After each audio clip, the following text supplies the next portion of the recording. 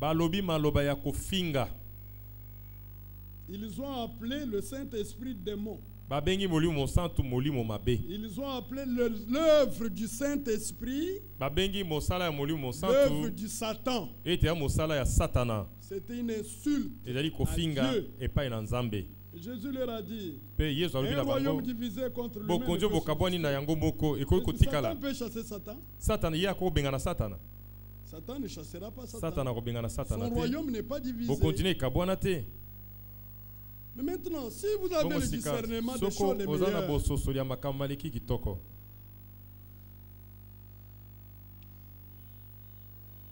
vous devriez discerner les corps de Christ. Il faut discerner les corps. Parce que la question dit, si quelqu'un a un regard négatif sur les croyants, il parle contre les prédicateurs. C'est ce que vous ne devrez pas faire. Tel que nous sommes ici, je peux vouloir dire une chose, mais je dis une autre. Et ce que j'ai dit n'est pas correct. Vous avez le droit de vous savez, chez nous ici, on est ouvert. Ici, on ne frustre pas les enfants de Dieu. On vous a mis tellement à l'aise que pour vous approcher de moi, ce n'est pas un problème. Pour vous approcher de Kalonji, ce n'est pas un problème. Vous pouvez venir vous dire, non, frère, j'avais lu quelque part ceci. Mais ça, vérifiez un peu dans la Bible qu'est-ce qui se passe. Ça peut se faire. Alléluia. Parce que nous luttons pour demeurer dans la vérité. Alors si quelqu'un me fait voir cette chose-là et que moi je ferme le cœur, je ne peux pas l'écouter, il y a déjà quelque chose de foi en moi. Car nous connaissons tous en partie. Nous pouvons nous laisser corriger par les autres. Alors ça c'est différent de quelqu'un qui commence à dénigrer, à mépriser le prédicateur à cause de l'erreur qu'il a commise. Là il y a quelque chose qui ne va pas. Ce n'est pas par l'Esprit de Christ qu'il le fait. Est-ce que c'est clair? Je prends l'exemple du peuple de Dieu. Vous connaissez le péché de Balaam. Balaam a une fausse doctrine. Il a eu tant de choses, mais Balaam n'avait pas le discernement de ce que représentait le peuple élu de Dieu aux yeux de Dieu. Quand Balak l'a appelé pour maudire Israël, Dieu lui a dit, ne maudis pas ce peuple, car je l'ai déjà béni. C'est lui que Dieu a béni. Il est béni pour l'éternité. Mais Balaam, comme Balak, n'avait pas le discernement des choses les meilleures. Et le messager de ce temps dit, voilà ce qui était caché aux yeux de Balaam. Il n'a pas vu l'aspersion du sang de Pâques ya makila ya pasika o babomaki na Égypte parce que le peuple en mettant le sang sur les poteaux sur les linteaux de la maison, il se plaçait sous le sang selon l'ordre du Seigneur. Et s'ils étaient sous le sang, c'est qu'ils étaient sous la expiation. Malgré leur petite faiblesse, Dieu voyait la rédemption au-dessus.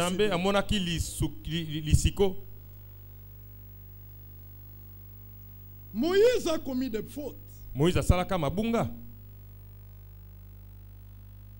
Mais il était un homme choisi par Dieu.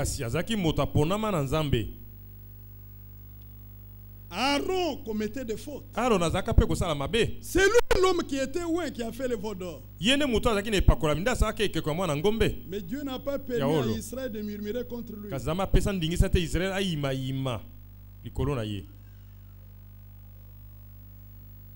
Murmurant, méprisant,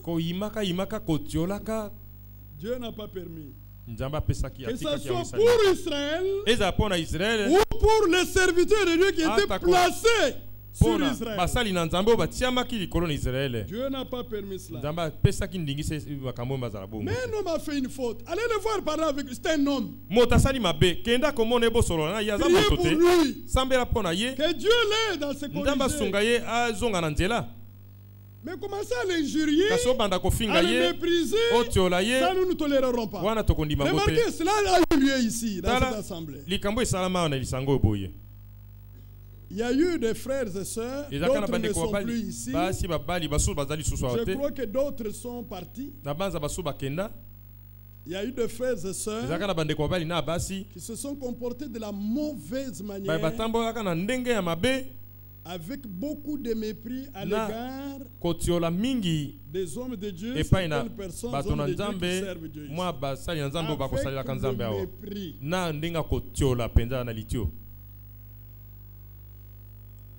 C'était mauvais. J'avais des douleurs dans mon cœur.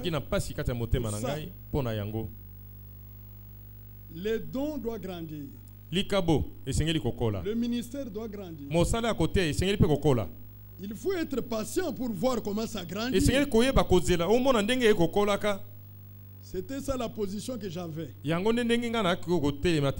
voulais voir les dons, l'appel de Dieu grandir. Moi j'étais patient. Mais la patience l'a payé aujourd'hui. Parce que Dieu utilise des frères puissamment. Amen. Mais on n'était pas d'accord avec les mépris des frères. Non, on n'est pas d'accord avec ça. Regardez dans j'ai dit des choses, je ne vais pas aller en détail. Regardez dans les psaumes. Remarquez les psaumes. Nous sommes dans les psaumes 105. Lisez attentivement. Vous savez lire. Lisez attentivement. C'est ce que nous allons lire. Verset 8 pour aller vite. L'Éternel, il se rappela toujours son alliance, ses promesses pour 1000 générations.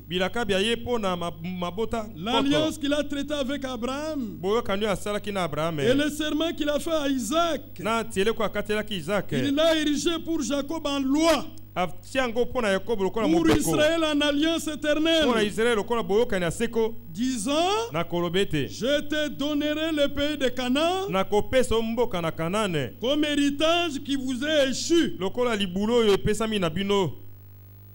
Je m'arrête d'abord là, je vais continuer. Vous voyez, l'avantage d'Israël ici, c'était que les promesses de Dieu lui avaient été données.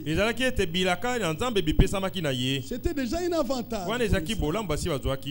Dieu ne fait pas de promesses à quelqu'un pour rien comme ça. Non. Et la Bible dit que Dieu bénit celui qui a des promesses. Israël avait une promesse. Israël persévérait dans la foi. Faire l'accomplissement de la promesse. Mais maintenant, dans le désert, quelqu'un est sorti arrogant pour parler du mal du peuple,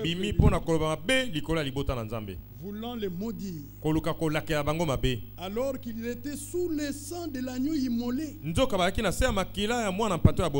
seulement ça, la colonne de feu marchait sur Israël. Non seulement ça, les rochers qui avaient été frappés suivaient Israël. C'était les grandes bénédictions de la présence de Dieu sur le peuple de Dieu. Maintenant, qu'est-ce que l'homme là a fait? Il a appelé, il a dit, mais regardez derrière leur maison, il y a de la saleté, non? Mais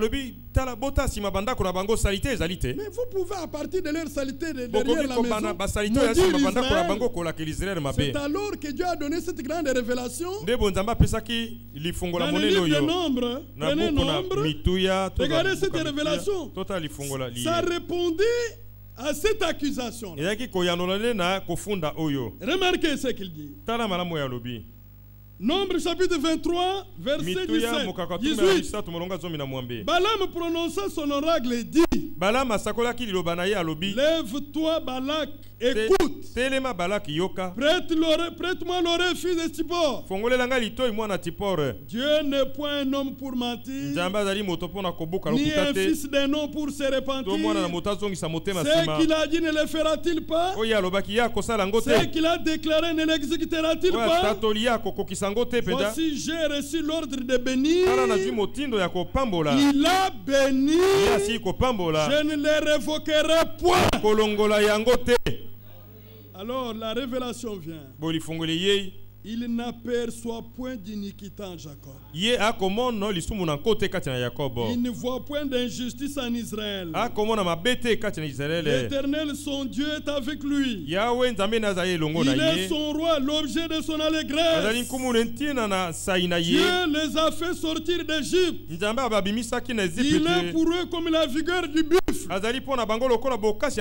L'enchantement ne peut rien contre Jacob, ni la divination contre Israël. Autant marqué, il sera dit à Jacob et à Israël, quelle est l'œuvre de Dieu. Amen. Grâce à la rédemption, quelqu'un a accepté le sacrifice de Jésus. Il est sous le sang du Seigneur. Il porte les promesses de Dieu pour notre temps. Cet homme est né de nouveau. Il est attaché au Seigneur. Il a abandonné le monde. Il a rejeté l'amour du monde. Il a pris position pour Christ. Et vous parlez du mal de lui.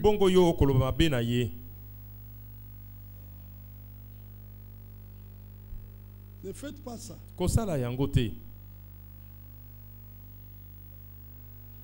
Pas seulement pour les hommes de Dieu, même pour le peuple de Dieu. Parce que regardez dans le psaume 105. Psaume 105. Maintenant je suis au verset 12. Ils étaient alors peu nombreux. Les enfants d'Israël, le peuple élu de Dieu, très peu nombreux. Et étrangers dans le pays. Et ils allaient d'une nation à l'autre. Et d'un royaume vers un autre peuple. Mais Dieu ne permit à personne de les opprimer. Et il châtiait des rois à cause d'eux. Leur disant, dans une autre version, c'est leur disant, il disait au roi, ne touchez pas à mes oins, ne faites pas de mal à mes prophètes. Ça nous disons Amen. Mais regardez qu'il est parlé des oins. Ce n'est pas seulement les serviteurs de Dieu qui sont ouins. Tous les membres du corps de Jésus sont ouins. Nous sommes dans 2 Corinthiens, chapitre 1er. Ce respect, cette considération doit être même fait. Même un enfant, parce qu'il croit au Seigneur Jésus. 2 Corinthiens chapitre 1er, verset 20 à 22. Car pour ceux qui concernent toutes les promesses de Dieu, c'est en lui que le oui. C'est pourquoi encore l'amen par lui. L'amen par lui. On ne doit pas forcer les amens. Ça vient par lui. Et prononcé par nous. à la gloire de Dieu. Et c'est lui qui nous a affermis avec vous en Christ. Et qui nous a oints. Lequel nous a aussi marqué d'un sceau. Pour les élus, les deux marchent ensemble. L'onction et le scellement, ça marche.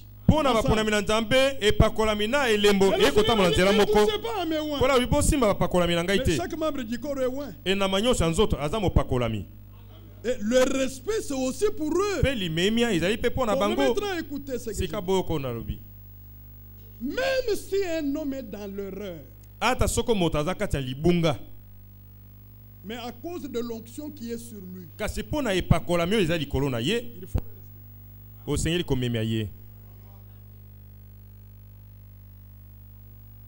Parce que les appelés,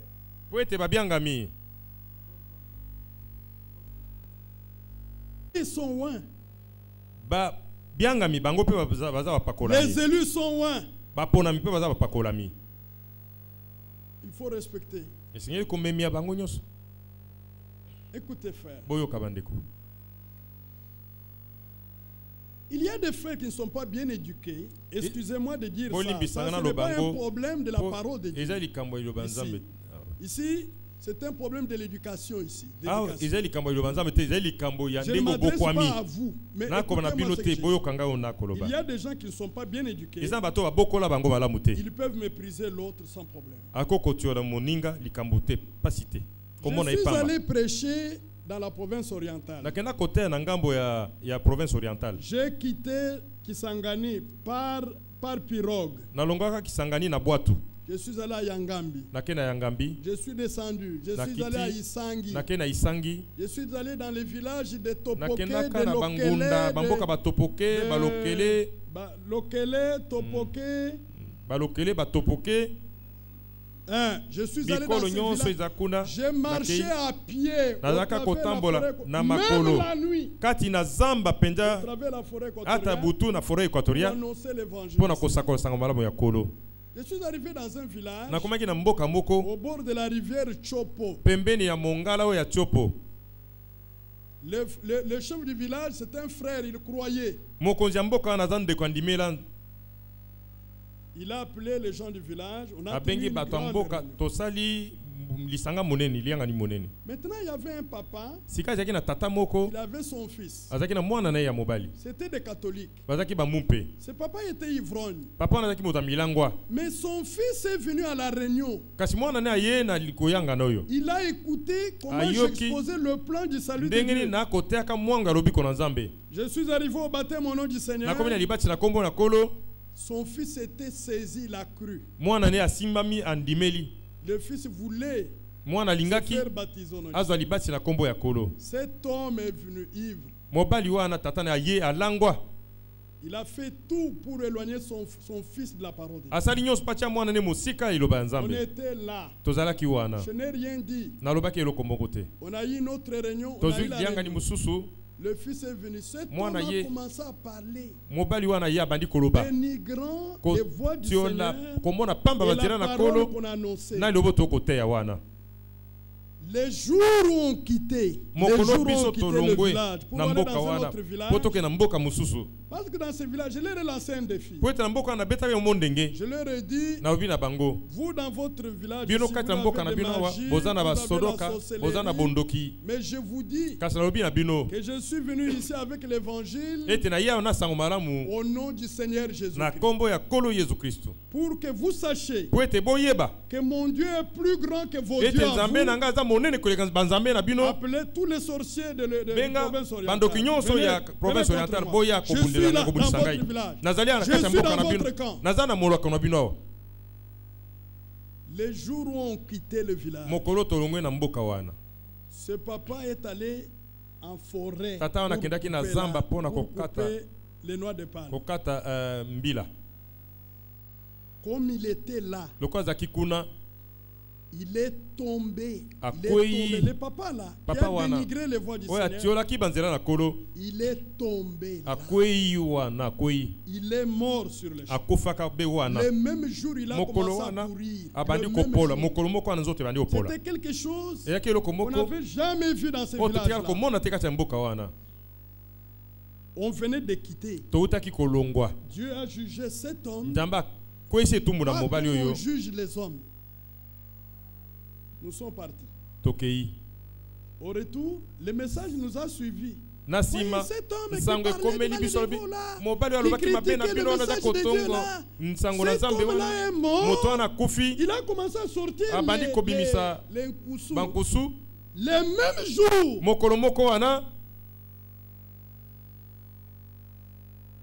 le même jour, cette nouvelle s'est répandue dans tous les villages. Mais le message était clair. Si vous ne voulez pas croire, si vous ne voulez pas suivre, fermez votre bouche. C'est tout. Parce que moi je vous pose la question. Vous pensez qu'on peut avoir sacrifié nos vies uniquement pour venir blaguer avec vous? Dites-moi, dans quelle maison je suis allé demander l'argent? Moi. Vous me voyez chez vous demander l'argent? Vous me voyez chez vous demander l'argent? Dans cette église, on n'a jamais fait une offrande d'amour pour moi. Vous pensez qu'on passe toutes les nuits à prier pour vous? On passe tout le temps à lire. On passe tout le temps à parler avec vous. Pour rien. Non, je sais qu'il y a une couronne à la fin du service.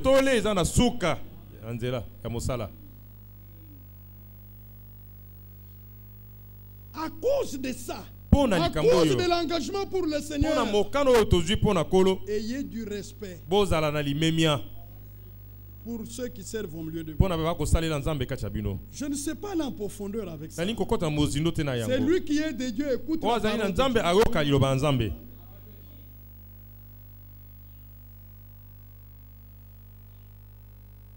C'est de ça qu'il s'agit.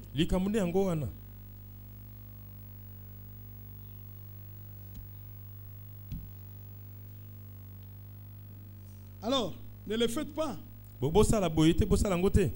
Tel que nous sommes là, en tant que Seigneur, aucune sorcellerie ne peut rien vous faire.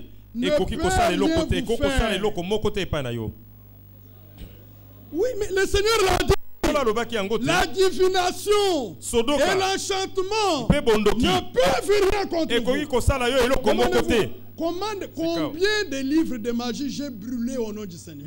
Combien de fétiches j'ai brûlé au nom du Seigneur? Combien on l'a fait? Mais on l'a fait avec l'autorité du nom du Seigneur Jésus. Mais à cause de cela, ayez du respect. Si vous avez votre chose, vous voulez donner à un homme de Dieu, donnez-le d'une manière désintéressée. Parce que dans la plupart des cas, ce ne sont pas des choses qu'on vous demande. Vous savez que on ne sait pas baisser à être derrière le brebis. Et vous savez que nos prédications ne tournent pas autour de l'argent. Alors, si vous voulez donner quelque chose à un homme de Dieu, faites-le simplement, sans murmure. Dieu vous bénira. Mais ce n'est pas à cause de ça que vous commencez à parler du mal de Dieu. Même quand vous aviez à cœur de donner, ce n'est pas vous. C'est le Seigneur qui a mis ça en vous. Alors, si vous tirez la gloire de votre côté, vous n'aurez pas la récompense de Dieu.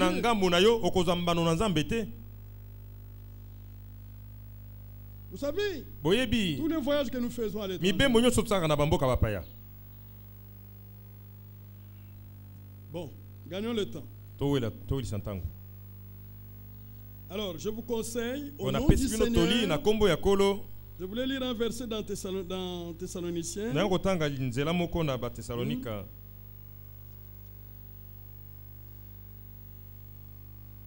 1 Thessaloniciens chapitre 5, verset 11. Non, je suis au verset 12. Nous vous prions, frères, d'avoir de la considération pour ceux qui travaillent parmi vous, qui vous dirigent dans le Seigneur et qui vous exhortent. Bon. Voilà, c'est l'exhortation que je donne à tous. Apprenez à être respectueux. Ceux qui est de Dieu, respectez-le. Respectez la parole de Dieu. Respectez l'église de Dieu. Respectez les hommes de Dieu. Respectez l'esprit de Dieu. Tous ceux qui appartiennent à Dieu, respectez-le. Parce que Dieu, c'est un fait dévorant. Profitez pendant le temps de la grâce pour appartenir totalement au Seigneur. Que Dieu vous bénisse. Voilà. Oh là là.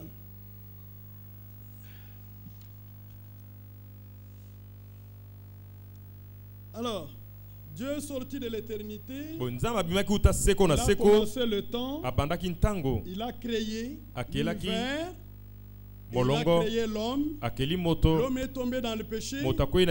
Il a perdu l'héritage que Dieu lui avait donné. Et Dieu est descendu pour faire la promesse de la rédemption. Alors qu'il a dit la postérité de la femme écrasera la tête du serpent. Et le sauveur est venu, c'est Jésus-Christ. Mais le but de Dieu était quoi? Dieu voulait que ses propres enfants vivent de sa propre vie. C'est pourquoi il y a eu la nouvelle naissance. Dans la nouvelle naissance, notre vie est transformée. Notre cœur est transformé. Nous avons un nouvel esprit. Et nous recevons une nouvelle vie. C'est de ça qu'il s'agit. Tous les animaux qu'on immolait dans l'Ancien Testament annonçaient la promesse de la vie éternelle qui allait être donnée aux rachetés. Mais c'est en Jésus-Christ que la promesse a été accomplie. Parce que Jésus est mort, il a donné sa vie en sacrifice pour le péché. Et Dieu veut que les croyants, ses enfants, deviennent aussi héritier de cette vie éternelle. C'est pourquoi notre communion avec Dieu, c'est une communion de vie. Notre communion avec entre frères et sœurs, c'est une communion de vie. Et ici, nous sommes dans la carrière de la foi. Le regard tourné vers Jésus. Ne soyez pas trompés par Satan pour parler du mal du peuple de Dieu. C'est un mauvais esprit. Voyez que sur ce peuple, je suis berger ici, je connais les faiblesses des gens. Je lutte avec ça dans la présence de Dieu. Je vois comment Dieu relève les frères. Mais je n'ai jamais méprisé un frère ou une sœur à cause de sa faiblesse. Jamais. Au contraire, j'ai compassion pour lui et l'amener au Seigneur. Mais maintenant, quand Dieu voit cet amour